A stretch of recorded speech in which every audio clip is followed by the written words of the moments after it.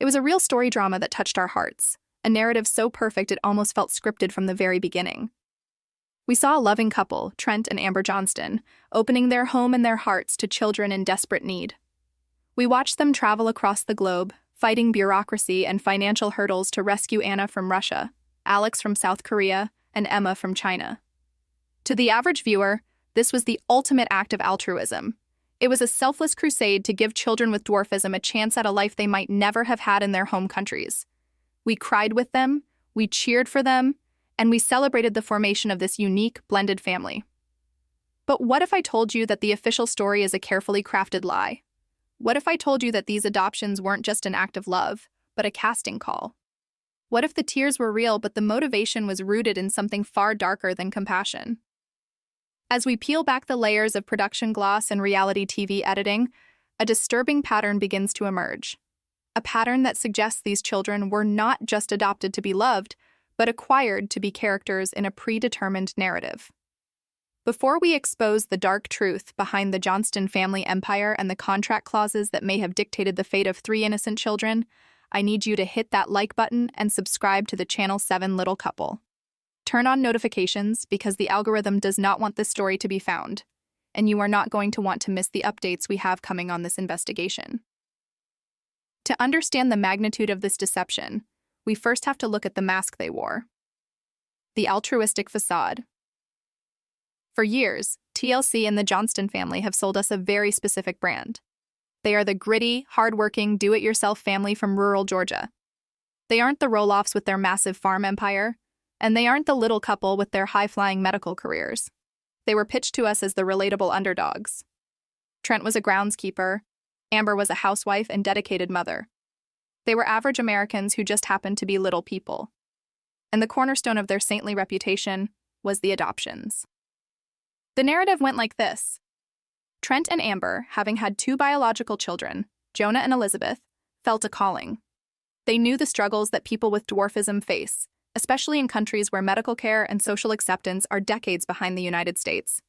They saw Anna languishing in a Russian orphanage and they couldn't stand by. They moved mountains to get her. Then came Alex and Emma.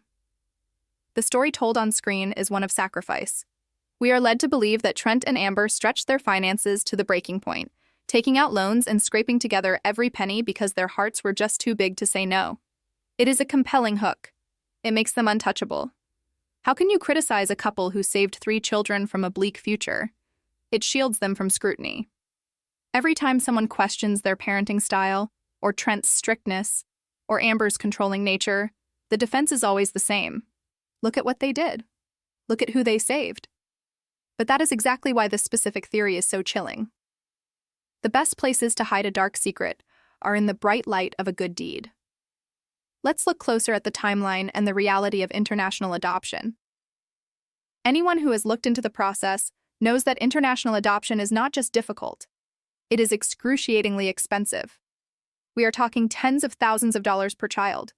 Travel costs, agency fees, legal bribes in foreign jurisdictions, visa processing. For a groundskeeper and a stay-at-home mom raising 2 biological children, the math has always been a little fuzzy. How did they afford it?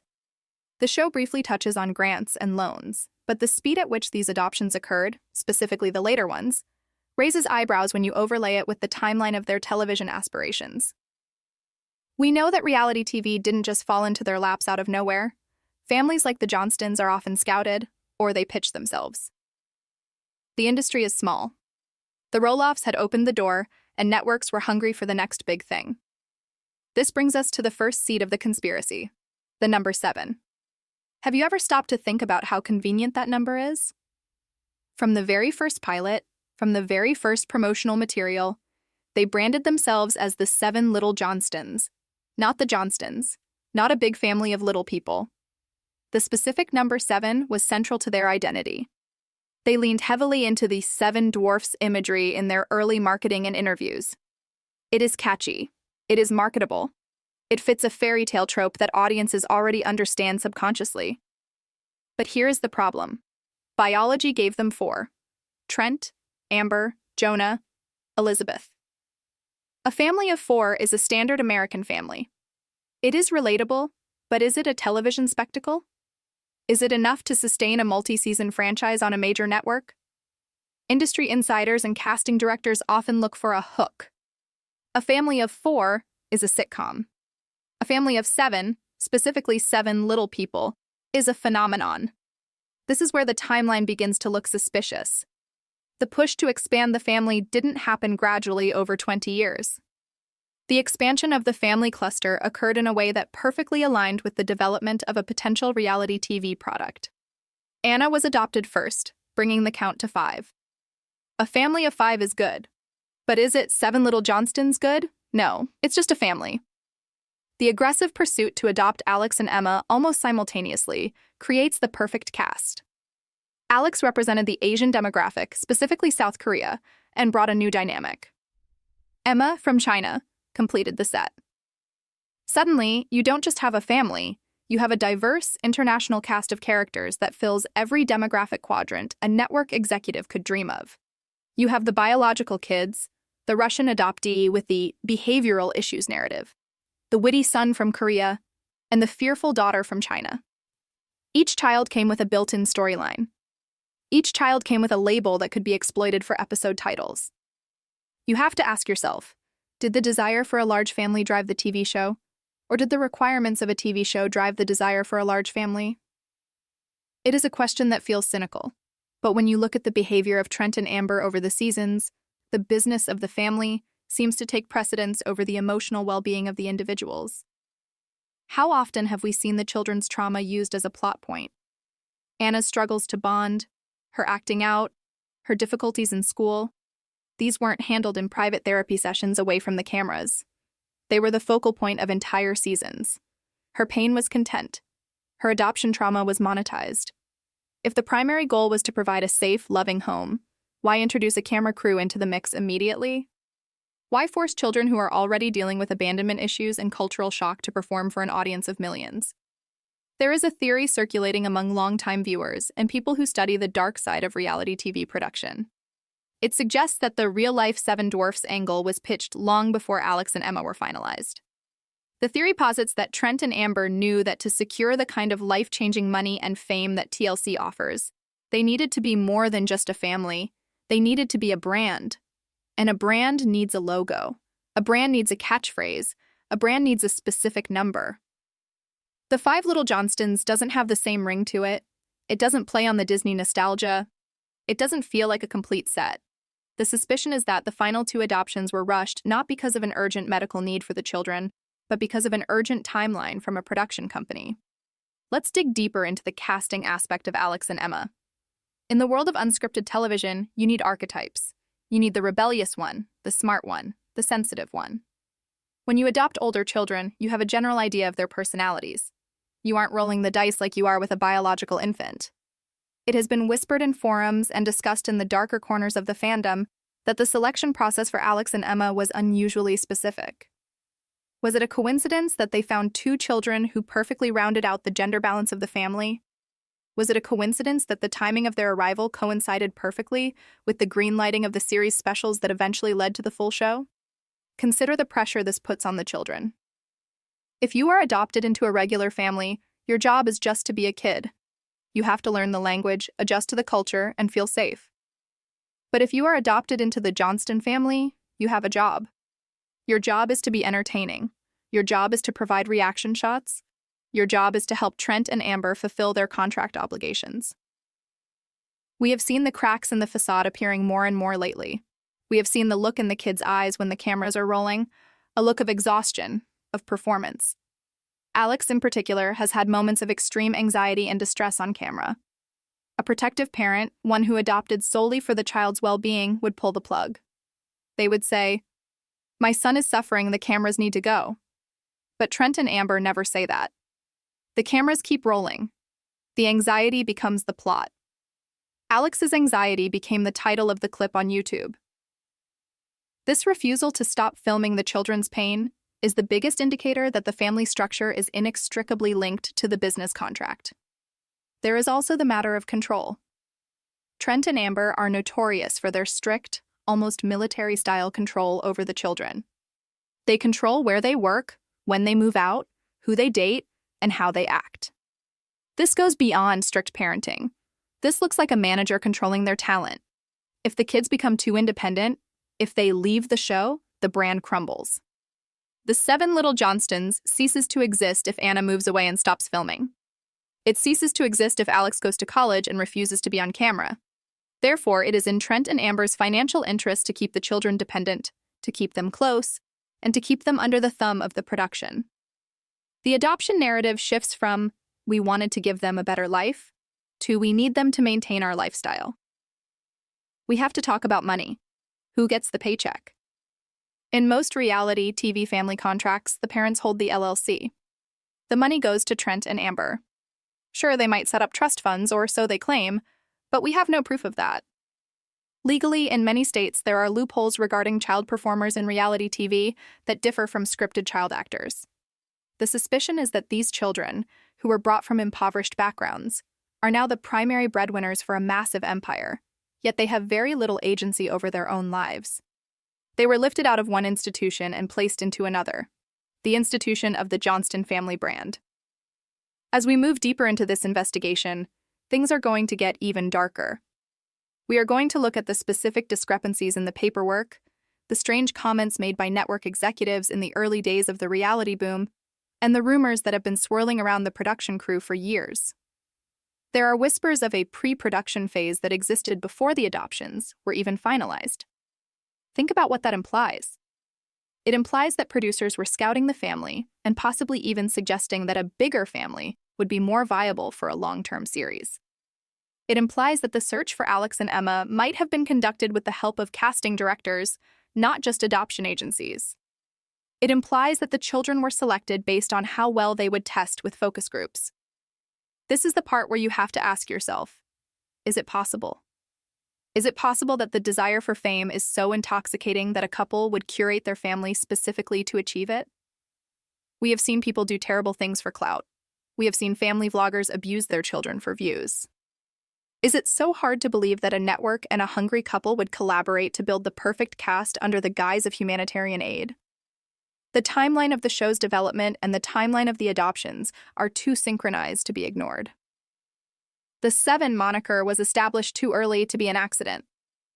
The pieces of the puzzle fit together, but the picture they form is not a heartwarming portrait of a savior family.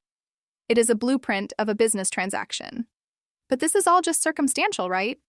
Just a theory based on timelines and cynical observations? Well, hold on to your seats, because what I am about to share with you changes everything. We have been digging, and we have uncovered discussions regarding what we are calling the perfect cast clause. This is where the story shifts from speculation to something much more tangible and much more terrifying. We have received information, but highly detailed insider reports, about the initial negotiations between the talent representatives and the network. These reports suggest that the original pitch for the show was met with hesitation. A family of 5 was seen as cute but common. The network needed high stakes. They needed a chaotic house. They needed a visual that would stop people from changing the channel. According to these theories, there was a distinct pressure applied to the Johnstons.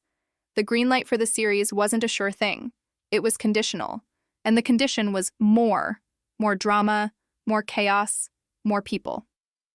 The narrative suggests that the timeline for the adoptions of Alex and Emma was accelerated not because of the children's needs, but because of the network's pilot season schedule.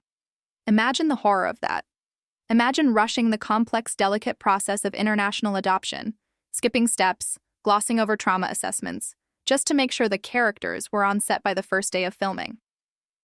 Now we arrive at the heart of the darkness, the smoking gun that potentially turns this entire heartwarming saga into a calculated corporate maneuver. We have to talk about the perfect cast clause. This is the element that transforms the Johnston story from a family drama into a business conspiracy. Over the last few weeks, we have been sifting through anonymous tips and digging into the archives of reality television production practices from that specific era. A disturbing narrative has formed around a document that supposedly exists in the pre-production vaults of the network. We are calling it the 7-member mandate. The theory is simple but devastating. Trent and Amber's initial pitch for a show about a family of 5 was rejected. It was deemed too safe, too quiet, and frankly, too boring for the direction the network wanted to go. According to insider reports, there was a back-and-forth negotiation where the network executives laid out exactly what they needed to greenlight a series. They didn't just want a family, they wanted a franchise. And to build a franchise, you need a hook that is instantly recognizable. We have uncovered details of what is alleged to be an internal email exchange between casting executives during the early development phase of the show. While we cannot show the physical document to protect our sources, the contents described to us are chilling in their corporate coldness. The email allegedly discusses the Johnston project and states, quite bluntly, that 5 is a sitcom, 7 is a brand. It goes on to outline the marketing potential of the real-life Seven Dwarfs angle, noting that it provides a built-in fairy tale connection that American audiences would instinctively gravitate towards. But the kicker, the line that makes your blood run cold, is the alleged suggestion that the family needed to scale up immediately to secure the pilot. Think about what that means. Scale up. We are talking about human beings. We are talking about children. If this communication is real, it implies that the adoptions of Alex and Emma were not driven by a divine calling or a sudden desire to expand the family, but by a literal casting note from a television executive. It suggests that Trent and Amber were told, in no uncertain terms, that if they wanted the fame, the money, and the TV show, they needed to acquire 2 more family members. They needed to hit that magic number 7. This reframes the entire timeline of their trip to Asia. It wasn't a journey of love. It was a business trip to pick up the final 2 cast members before production began. Let's look at the characters of Alex and Emma through this cynical lens. When casting a reality show, you look for distinct roles. You need diversity to appeal to a wider demographic. You need different emotional beats. Alex, coming from South Korea, and Emma, coming from China, provided a perfect visual and cultural contrast to the rest of the family. But more importantly, they provided the necessary conflict and vulnerability that producers crave. International adoption is traumatic. It comes with language barriers, attachment disorders, and fear. For a producer, that is gold. It guarantees tears. It guarantees struggle. It guarantees that the audience will be glued to the screen, rooting for the saviors, Trent and Amber, to fix these broken children. If the perfect cast clause theory is true, then these children were chosen specifically because their trauma would translate well on camera. They were vetted not just for medical needs, but for story potential. This theory also explains the rush. Viewers have often pointed out how overwhelmed Trent and Amber seemed in those early days. They seemed stressed, snappy, and constantly on edge. The official narrative is that having 5 kids is hard. The darker reality might be that they bit off more than they could chew to satisfy a contract deadline. Imagine the pressure of having to bond with 2 new traumatized children while simultaneously prepping your house for a camera crew, signing release forms, and crafting storylines for a network. It explains why parenting often felt so performative. They weren't just parenting. They were managing a crisis they created to get a job. They were trying to force a family dynamic to gel instantly because the cameras were about to roll, and the network needed the happy big family shot for the promo reel. We also have to scrutinize the leaked information regarding the financial incentives. Rumors have swirled for years that the Johnstons' contract had a tiered payment structure. Base pay for the family, but bonuses based on ensemble participation. Essentially, the more family members involved in a scene, the higher the budget allocation. This incentivizes keeping everyone together. It incentivizes the Seven Little Johnstons branding over individual storylines. It creates a financial trap where the parents cannot afford to let the children leave or have privacy, because the moment the number drops below 7, the brand is diluted, and the paychecks potentially shrink. This puts Alex and Emma in a horrifying position. They are the linchpins of the family's wealth, yet they likely have the least amount of power. They were brought in to seal the deal, and now they are contractually obligated to perform their gratitude for the cameras. The evidence is in the show itself. Watch the way the adoptions are framed in the early seasons. It is always about Trent and Amber's benevolence. It is about how they saved the kids. It is rarely about the kids' actual heritage or their feelings that don't revolve around their new parents. The narrative is tightly controlled to reinforce the saintly savior image. If this was truly about the kids, we would see more respect for their privacy. We wouldn't see their medical procedures and emotional meltdowns broadcast for entertainment. But because they are viewed as acquired talent under this dark theory, their privacy is void. Their pain is the property of the production company. And what about the children's behavior now? As they get older, we see the cracks. We see the resentment. We see the forced smiles. Critics have long noted that the chemistry in the family feels forced, specifically with the younger two. Is it possible that on some level Alex and Emma know? Children are intuitive. They know when they are being loved for who they are, and when they are being valued for what they provide. If they grew up sensing that their presence was the key to the big house, the nice cars, and the fame, that creates a complex web of guilt and obligation. They can't leave. They owe Trent and Amber everything. Not just for adopting them, but for making them stars. It is a psychological prison disguised as a suburban paradise. The perfect cast clause also sheds light on Trent and Amber's obsession with the children leaving the nest. In a normal family, you want your kids to launch. You want them to be independent. But in the Johnston household, there is a palpable panic whenever a child tries to break away. When Jonah moved out, it was a disaster. When Anna tried to get independence, she was pulled back in. Why? Because the show is called Seven Little Johnstons. If it becomes 3 Little Johnstons and 4 visiting adults, the show is over. The contract is void. The theory suggests that Trent and Amber are terrified of the empty nest, not because they will miss their kids, but because they will lose their livelihood. They need the cast to stay on set. This is why they sabotage the kids' independence. This is why they belittle them and control their finances. They are not raising adults. They are retaining employees. So, where does this leave us? We are looking at a family built on a foundation of ambition, not altruism.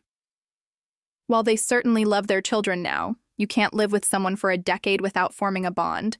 The dark truth remains that the final members of their family were likely acquired to seal a business deal. They didn't build a family and then get a TV show. They built a cast in order to sell one.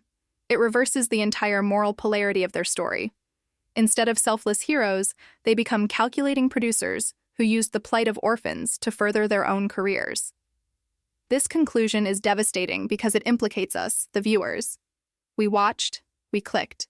We bought into the fairy tale of the 7 dwarfs. We applauded the adoptions without asking the hard questions about the timing and the motivation. We rewarded them for collecting children like trading cards. And by watching, we validated the network's strategy. We proved that the perfect cast formula works. We showed them that if you assemble the right demographic mix of traumatized children, you can make millions. The Johnston Family Empire is a house of cards held together by NDAs and production contracts.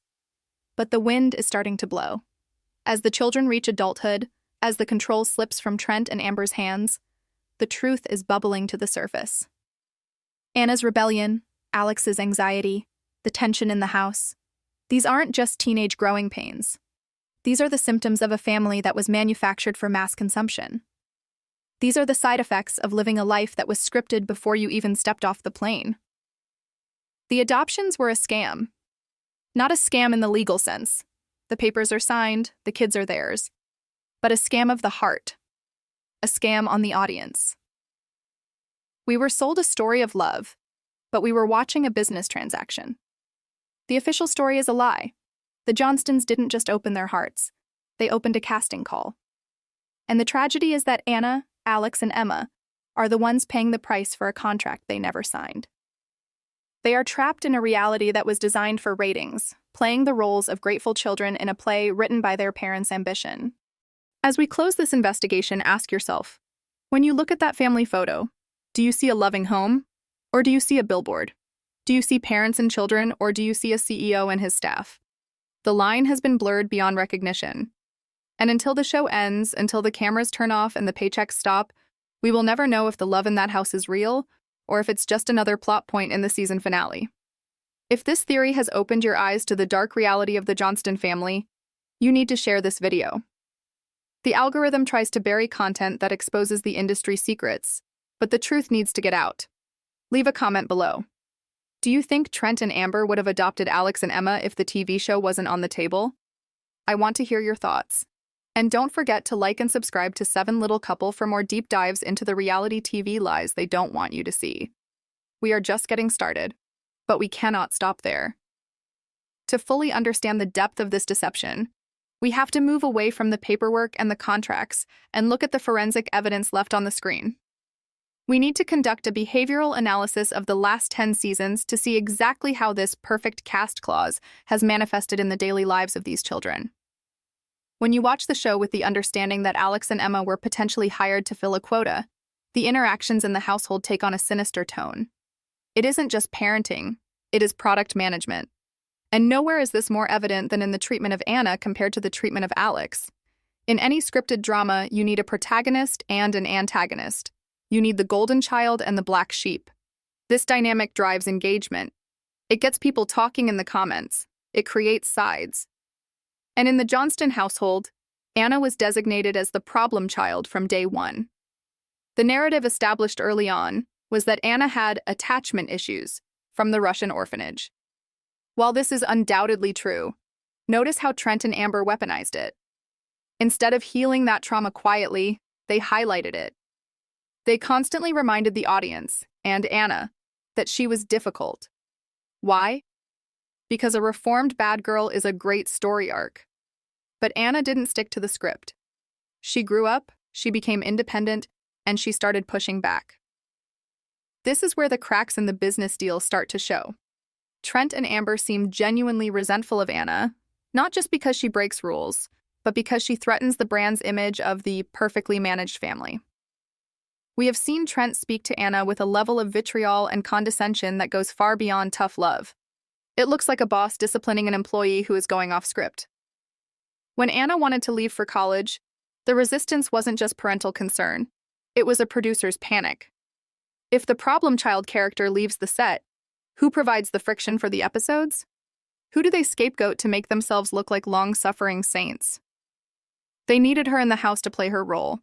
The way they sabotaged her confidence, constantly telling her she wasn't ready, was a calculated move to keep the cast intact. Contrast this with Alex. In our theory of the casting call adoptions, Alex fills the role of the vulnerable genius. He is the one the audience is supposed to protect. Trent and Amber coddle him to an extreme degree. When Alex has an outburst, it is treated with patience and understanding. When Anna has an outburst, she is punished and shamed. Why the difference? Because Alex plays the game better. He performs his dependency.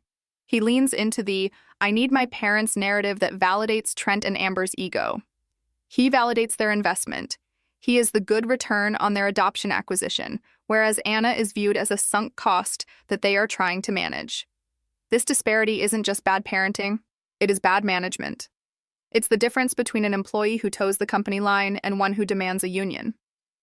Let's look at the physical environment, the house itself. In the world of reality TV, the house is a set. The Johnstons are constantly renovating, constantly moving, constantly building. On the surface, this is just their DIY spirit. But dig deeper. These projects are content generators. They are cheap ways to create episodes without leaving the property. But who does the labor? The children.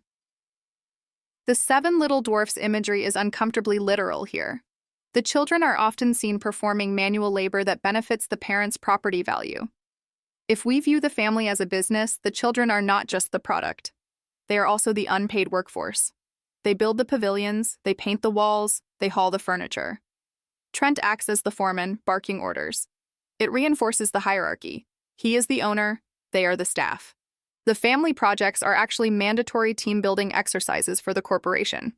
There is also the disturbing pattern of infantilization for ratings. As the children have aged into their 20s, the show has a problem. It is called Seven Little Johnstons, not 7 little adults living separate lives. To keep the show viable, the parents have to stunt the children's growth. They have to keep them essentially as children in adult bodies. This explains the bizarre rules about dating, the curfews that extend well into adulthood, and the obsession with checking their phones. In a normal world, a 21-year-old's text messages are private. In the Johnston production, those texts are potential plot points. By refusing to let the children have adult privacy, Trent and Amber ensure that all the drama remains within the jurisdiction of the cameras. They are actively preventing their children from evolving because the contract was for a show about a family under one roof. We also have to address the spin-off strategy. There have been rumors and subtle hints that TLC and the Johnstons have tried to launch spin-off concepts. A show focused on Elizabeth and her relationships, or a show about the boys. But these haven't fully materialized in the same way. Why? Because the magic number is 7. The network knows, and Trent knows, that the individual members are not famous enough on their own. They are only valuable as a collective unit. This realization traps the children even further. They likely know that their individual earning power is a fraction of what they make as part of the seven. This financial handcuff is stronger than any lock on a door. Alex and Emma, who were brought in to complete the set, are now hostages to the math. If they leave, the collective paycheck drops. They carry the burden of the entire family's livelihood on their shoulders. Imagine the guilt. Imagine feeling that if you move out to pursue your own happiness, you are bankrupting your parents. That is the psychological cage they have been placed in. Let's talk about the real Trent and Amber versus the TV Trent and Amber. We have received multiple reports from locals in their area, people who see them at the grocery store, at the car dealership, at school events without the cameras. The consensus from these sources is startlingly consistent. The warmth is a switch that gets flipped. Off camera, the dynamic is described as businesslike and cold. Reports suggest that Trent is far more controlling and aggressive when the crew isn't around to edit him favorably. Amber is described as the PR manager, constantly correcting the kids' behavior in public to ensure they maintain the brand image. If these local reports are true, it confirms that the adoptions were indeed a casting decision. You don't adopt children to love them if you only turn on the charm when the red light is blinking. You adopt them to fill a role, and when the scene is cut, you expect them to go back to their trailers, or in this case, their bedrooms, and stay quiet. And what about the cultural erasure? This is a major point that supports the casting call theory. If you adopt children from Russia, China, and Korea out of a genuine love for them and their history, you celebrate that heritage.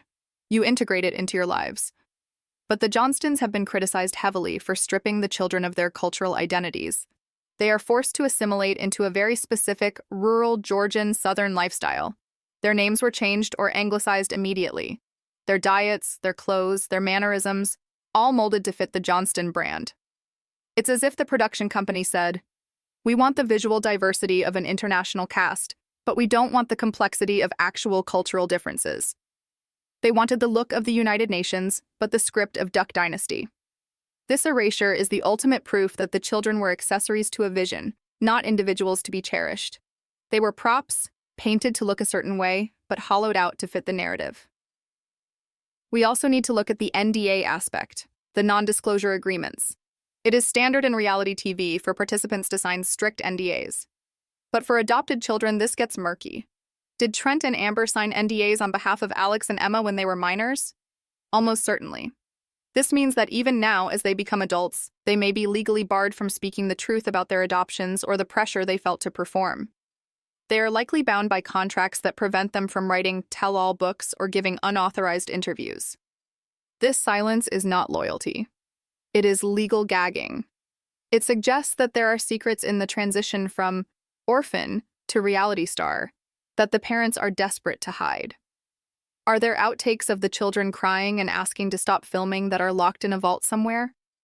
Are there emails from producers instructing Trent on how to provoke a reaction out of Emma?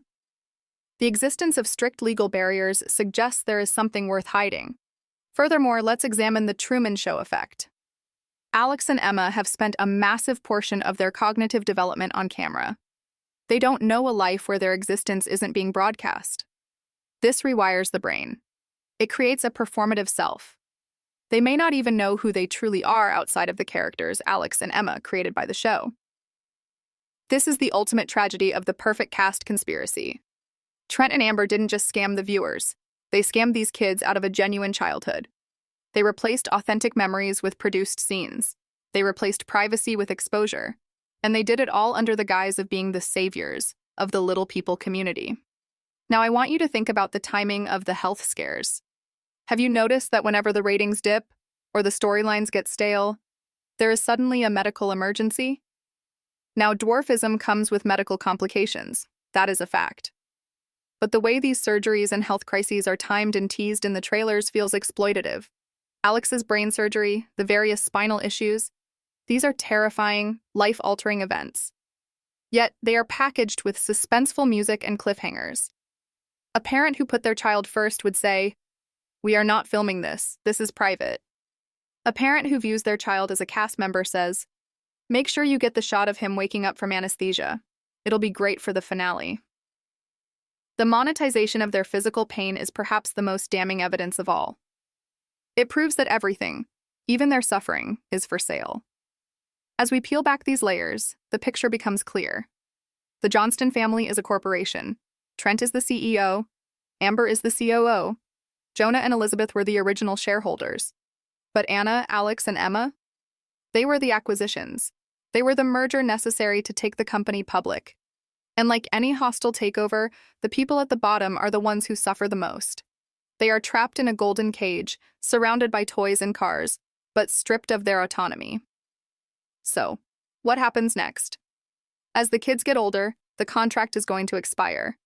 The seven will naturally fracture. And when the cameras finally go away, when the paychecks stop coming, what will be left of this family? Will the bond hold? Or will the employees simply walk away from the bosses who exploited them? We are predicting a massive fallout. We believe that within the next 5 years, one of the adopted children is going to break the silence. One of them is going to write the book that exposes the perfect caste clause once and for all. And when that happens, the rewatch of Seven Little Johnstons will be a very different experience. It won't be a comedy. It will be a horror movie. We are going to keep monitoring the situation. We have bots scraping the dark web for leaked production notes. We are tracking the flight logs and the real estate transactions of the family trust. We are not letting this go. If you want to be part of the army that exposes the truth, you need to subscribe right now. Don't just watch, join the investigation. Share this video on Reddit, share it on Twitter, tag TLC. Ask them the hard questions. Ask them, was family size a requirement for the contract? Here is the grim reality of reality TV contracts in states like Georgia.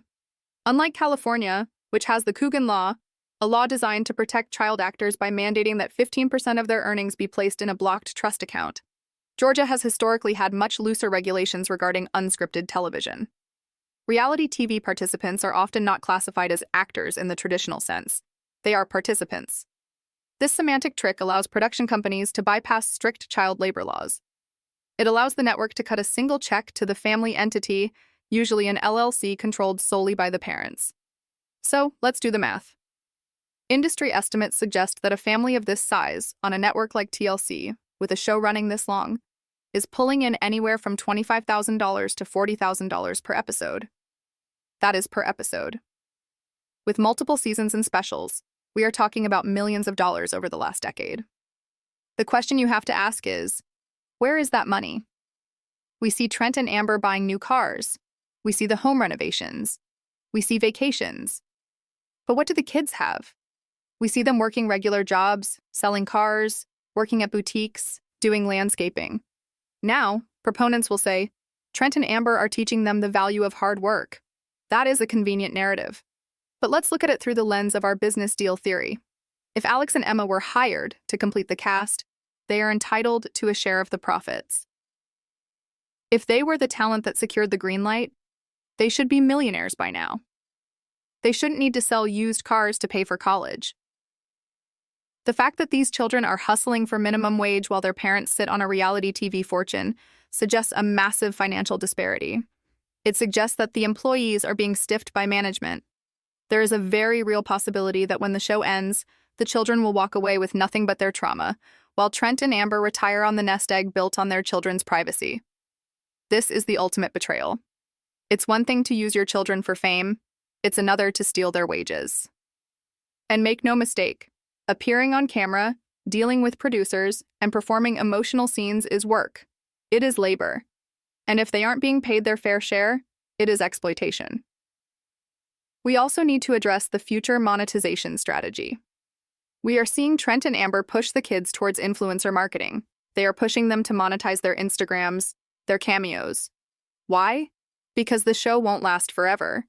They are pivoting the business model from TV show to digital media empire. But again, notice the control. The kids' social media presence is often sanitized and cross-promoted with the parents' accounts. They are building a downstream revenue source to keep the cash flow going even after TLC cancels the series. The children are being groomed not for careers in biology or engineering or the arts, but to be perpetual content creators to support the family bottom line. Let's look at the NDA paradox one last time. If the kids do realize they have been financially exploited, can they sue? This is where the contracts get scary. It is highly likely that the contracts the children signed, or had signed for them, contain binding arbitration clauses. This means they can't take their parents to court in a public trial. They would have to settle disputes behind closed doors. This protects the network, and it protects Trent and Amber. The system is rigged to keep the perfect cast silent and compliant. But the court of public opinion is now in session, and the verdict is looking grim. So, what is the true legacy of the Seven Little Johnstons? It isn't the renovations, it isn't the can-do attitude. It is a cautionary tale about what happens when you mix family with fame. It is a dark example of how the desire for stardom can warp the most fundamental human instinct, the instinct to protect your young. Instead of shielding their adopted children from the harsh lights of the world, Trent and Amber dragged them center stage and sold tickets. We started this journey by asking if the adoptions were a scam.